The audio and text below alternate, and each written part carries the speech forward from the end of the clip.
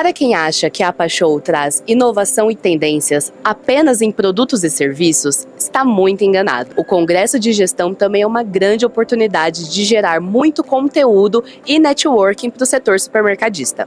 Inclusive, o tema deste ano é Updates, o mercado do futuro mais perto de hoje. I think effectively the future is figuring out how you can balance the technological acceleration, again, whether it's the hype around contactless payments, contactless stores, without losing that community center, without effectively saying we can't replace everything by robots because we still need at the end of the day that human interaction, which a lot of people have been craving more and more since the pandemic. Yeah, I think it's really fascinating with Brazilian retail because the ones that when I always come here I'm so impressed by are the ones that aren't losing that local appeal and flavor, effectively the local approach. So they're taking what they want from different regions, but then effectively they're saying this is great but what does that mean for the average Brazil consumer or Brazil shopper? So I think for me, what's critical and the ones that are successful are the ones that are kind of translating those industry shifts or those industry trends and making them really, really visually beautiful and stunning. I was in a store yesterday, it was in a mall, and what they had done is effectively they wanted to take people on Brazilian scent tours. It's called Granada, and they had perfumes that were then tied to Brazilian flavor foods. And for me, as someone who doesn't have a Brazilian palate, it was absolutely well done, so amazing. But then when I looked in the line, it was a mix of people that lived local, but then also a lot of people like myself, tourists, people coming to visit Brazil. So it's about really going, what do we stand for? What are our Brazilian values that we're sharing with the world? But also getting those inputs from other regions to continue to advance. Olá, bom dia, Evelyn, tudo bem? No nosso painel a gente falou sobre layout vencedor. Então, a ideia é a gente contar um pouquinho das nossas experiências. A gente tem uma empresa de arquitetura focada no varejo, com 40 anos de experiência aí nesse segmento. A gente atende várias redes do país inteiro e do exterior.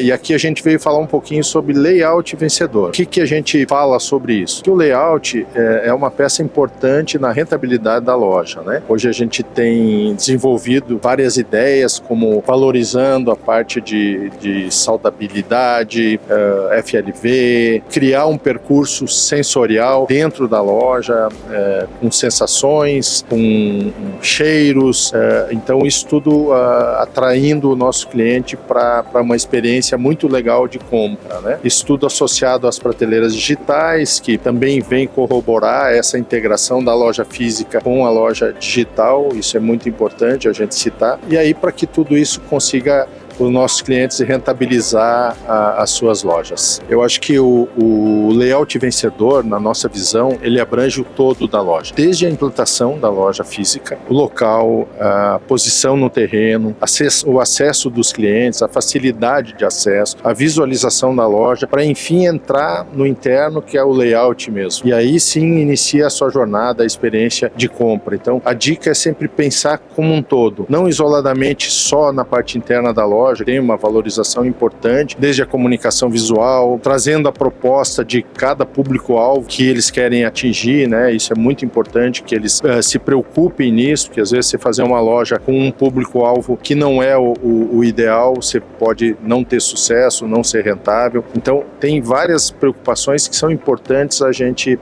acho que é legal que o mercadista sempre procure um profissional para trabalhar junto com ele e ajudar nesse sentido. Tenha já uma experiência, uma vivência nisso, e enfim, para tornar uma loja vencedora. O meu painel foi sobre como o shopper se comporta no ponto de venda, desde o momento em que ele tem a necessidade de tomar uma cerveja até a compra final. Então, qual que é o caminho que ele percorre para fazer essa decisão e como que a gente pode trabalhar melhor o ponto de venda para atender e para servir melhor esse consumidor que chega com essa necessidade de compra de cervejas. A Heineken tem como princípio colocar o consumidor no centro e partir da inteligência de entendimento do consumidor para que a gente possa servi-lo melhor dentro das lojas. E o nosso objetivo é ser um parceiro do varejista para que ele tenha acesso também a essa informação e para que a gente possa construir a categoria de cerveja de uma maneira mais saudável e sustentável além do preço. É muito importante, dado que nem todo mundo tem acesso às informações que a gente tem, então é muito relevante para o varejista conhecer um pouco mais sobre o consumidor e sobre o shopper que frequenta o seu canal. Então, por isso estamos aqui hoje para compartilhar um pouco do que a gente tem aprendido nos últimos anos na Heineken. Nós lançamos em agosto passado um livro nos Estados Unidos sobre a mudança, sobre o segredo da mudança da cultura nas organizações, e estamos lançando aqui na APAS a versão em português. Então nosso painel hoje foi com o professor Jay Barney, com o Manuel Amorim e comigo, Carlos Júlio, tratando desse tema tão importante. Como é que nós fazemos para mudar a cultura da organização? É esse aqui, ó. Então, o que nós fizemos foi o seguinte: nós tínhamos uma tese que as histórias que o líder criam, né? É que verdadeiramente consegue mudar a cultura da organização. Mas isso era uma tese. O que nós fizemos para comprovar essa tese? Nós entrevistamos quase 70 CEOs nos Estados Unidos, na Europa, na Ásia e no Brasil, e dessas quase 70 entrevistas, nós temos pelo menos umas 20 dessas entrevistas, onde eles nos relatam histórias que eles criaram não é no sentido de inventar, não, né? São histórias verdadeiras, que mudam a organização. Para resumir aqui em poucas palavras, é mais ou menos o seguinte: quando você cria uma história que é autêntica, ou seja, tem a ver com os seus valores, que você pratica o que está naquela história, e essa história, ela rompe com a cultura atual e sinaliza a cultura que você quer criar na empresa, quando isso se dissemina na organização e as pessoas começam a comentar, isso faz com que a cultura seja alterada. Mais ou menos por aí. São 6 atributos para a história. Ela tem que ser autêntica, ela tem que... O CEO tem que ser o protagonista. Não adianta falar, olha, o primo da minha irmã casada com a tia da minha avó tem uma história assim. Não, você tem que ser o protagonista da história. Ela tem que ser uma história, como eu disse, que rompe com o atual e sinaliza o futuro. Ela tem que ser uma história que remeta à mente e ao coração. A mente, porque tem que ser uma história de negócios, mas tem que falar com o sentimento das pessoas. Ela tem que gerar outras histórias na organização. É basicamente isso. São 6 atributos, não sei se eu lembrei dos 6 aqui.